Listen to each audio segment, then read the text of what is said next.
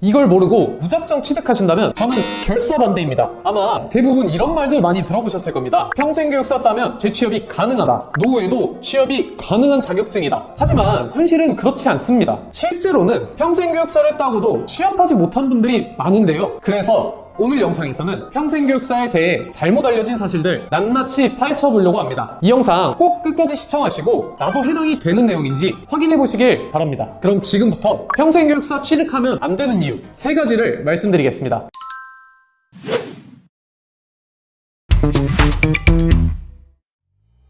우선 결론부터 말하자면 감독 자격증만으로는 파워가 없습니다. 대부분 학습자님들이 평생교육사 2급을 취득해서 바로 취업에 성공하실 줄 아시는데요. 실상은 그렇게 바로 취업하긴 꽤나 힘든 편입니다. 단순히 채용 공고만 보더라도 경력이나 다른 능력을 보게 되는데요. 그렇다 보니 경쟁자는 이미 사회복지사 경력이 있거나 행정 쪽으로 경력이 있거나 하는 케이스가 많죠. 만약 평생교육사 100명이 지원하면 실무 경험이 있는 사람, 추가 자격증이 있는 사람, 혹은 특정 분야에 뛰어난 사람을 우선시하게 되는데요. 그럼 여기서 보고 계시는 분들 중에 난 이런 분야에 경력도 경험도 없는데 어차피 따봤자 아무 의미 없겠네? 하실 수도 있습니다. 우선 이렇게 실제 우대사항을 살펴보면 생각보다 다양한 분야에서 인정받을 수가 있습니다. 평생교육사 업무들은 행정이나 상담 같은 업무도 있지만 교육 프로그램을 기획하고 홍보하는 마케팅 업무도 있는데요. 행정과 상담 쪽에 경험이나 경력이 없으시다면 차라리 기획이나 마케팅 쪽으로 강점을 키워 경쟁력을 갖출 수가 있습니다. 그렇지만 그런 쪽으로 전혀 관련이 없다라고 하셔도 사회복지사나 직업상담사 자격증이 있으면 우대받을 수 있는 상황인데요. 그래서 가장 중요한 건 다른 경쟁자들에 비해 밀리지 않게 내가 어떤 경쟁력을 가져가야 할지 판단해보는 게 좋습니다. 하지만 사람들마다 상황이나 여건이 다 다르니 이 영상에서는 제가 무조건 뭐가 좋다, 뭐를 해라 할 수가 없습니다. 그래서 이런 부분에서 고민이 있으신 분들이라면 제가 고정 댓글에 카톡 링크 남겨둘 테니 문의 주시면 각각의 여건에 맞게 어떤 식으로 평생교육사를 준비하는 게 좋을지 상세하게 상담드리겠습니다. 그래서 한 문장으로 정리하자면 평생교육사는 따면 안 되는 자격증이다 라기보단 아무 준비 없이 따면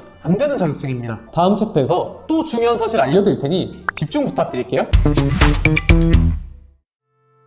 다들 평생교육사는 교육업이고 공무원 같은 느낌이라 안정적이라고 생각을 많이 하시는데요. 이건 반은 맞고 반은 틀린 말입니다. 사실은 대부분 계약직이거나 기간제로 채용하는 경우가 많고 연봉도 높지 않다는 게 사실입니다. 초임은 2,400만 원에서 3,000만 원 정도이고 경력과 기관에 따라 4,000만 원에서 5,000만 원까지 오르는 경우도 많습니다. 그래서 큰 연봉을 기대하고 빠른 재산 증식을 원하시는 분들은 차라리 다른 직업을 추천드리는데요. 하지만 평생교육사의 진짜 가치는 여기에 있습니다. 향후에 경력을 쌓아 강사 활동이나 기관 운영까지 확장을 시킬 수가 있는 비전이 있고 프리랜서로 활동할 수도 있어 직업 교육 프로그램을 열기도 하고 기업 교육이나 문화예술 교육 분야에서도 활동하시는 분들이 많습니다. 또한 워라밸이 정말 좋고 정년이 없는 것도 큰 장점인데요. 아무래도 어느 정도 나이가 들다 보면 체력이 부족해서 하지 못하는 일들도 많은데 평생교육사는 워라밸이 좋은데 정년까지 없어서 장기적인 관점이 있으신 분이나 돈보단 삶의 질이 더 중요하다 라고 생각하시는 분들에겐 정말 적합한 직업입니다. 또 하는 업무들이 누군가를 도와주는 굉장히 의미 있는 일이라서 하는 일에 자부심 가지면 굉장히 만족하시더라고요. 그래서 본인의 성향이 어떤지 그리고 어떤 목적을 가지고 자격증 취득하는지에 따라 천차만별인 직업이라고 보시면 됩니다. 다음 내용도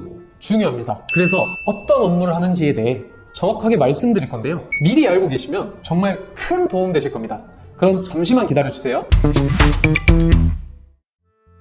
이거 의외로 많으시더라고요. 교육 관련이면 강의 위주겠지? 사무는 보조 역할만 하는 거 아니야? 라고 생각을 많이 하시는데요. 절대 아닙니다. 실제로는 프로그램 기획도 하고 수강생 관리나 각종 행정 업무를 하는데요. 어떻게 보면 행정 업무가 더 많을 수도 있습니다. 근데 어떤 일이든지 다 그렇기는 하잖아요. 그래서 사람 상대나 행정 업무가 싫은 성향이라면 평생교육사 직업은 맞지 않을 수도 있습니다. 그럼 지금부터 정확하게 어떤 일을 하는지 바로 설명드리겠습니다. 집중해주세요. 우선 평생교육사는 쉽게 말해 성인을 위한 교육기획 전문가예요. 학교 밖에서 이루어지는 모든 교육 활동을 관리하고 운영하는 역할인데요. 예를 들어 주민자치센터의 문화 강좌나 사회복지관의 자격증 강의나 기업 교육 컨설팅 등등이 있습니다. 거기에 행정과 경영 그리고 운영 전반적인 관리를 담당하게 되죠. 하지만 기관들마다 조금씩 차이가 있을 수도 있는데요. 그럼 어떤 기관들이 있는지 궁금하시겠죠? 기관들은 대표적으로 공공기관이나 지자체 그리고 대학 내 평생교육원이나 기업 및 직업 훈련 기관이 있고요. 마지막으로 사설 교육 기관이 있습니다. 꽤나 폭넓은 기관들에서 필요로 하고 가면 갈수록 교육 수요가 늘어나는 추세라서 비전이 좋은 직업으로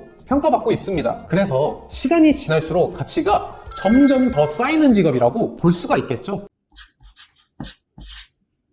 오늘 여기까지 평생교육사 하면 안 되는 이유 3가지를 말씀드렸는데요. 사실 핵심은 무조건 하면 안 되는 게 아니라 해야 할 사람과 하지 말아야 할 사람의 구분을 했습니다. 그래서 오늘 내용 정리하자면 평생교육사 자격증 하나만 딴다 해서 대부분 바로 취업되는 건 아니라 다른 강점을 살려봐야 한다. 무조건적으로 안정적인 직업은 아니라서 본인에게 맞는 직업인지 판단해봐야 한다. 그리고 강의만 하는 직업이 아니고 행정 업무라든지 기획이라든지 다른 업무들도 있다 정도로 말씀드릴 수 있겠고요. 오늘 이 영상에서 미처 말씀드리지 못한 내용들이 많은 것 같은데 궁금하신 점이나 취득 과정 희망하신다면 저에게 문의 남겨주세요. 제가 영상에서는 말씀드리지 못했던 부분들 전부 알려드리도록 하겠습니다. 지금까지 시청해주셔서 감사드리고 다음에도 유용한 꿀팁들 차곡차곡 모아오겠습니다. 그럼 여기까지 다시TV 태성멘토였습니다. 봐주셔서 감사합니다. 더 궁금하신 점이 있거나 영상에 나온 선생님과 상담을 원하시면 PC는 제목 아래에 있는 더보기란을 클릭, 상단에 있는 상담 링크를 클릭하셔서 문의를 남겨주시면 됩니다. 모바일은 화면 아래에 있는 더보기란을 터치, 상담 링크를 확인해보세요. 카카오톡 상담은 댓글에 있는 링크를 클릭하셔서 궁금하신 내용 남겨주시면 빠르게 답변 도와드리겠습니다.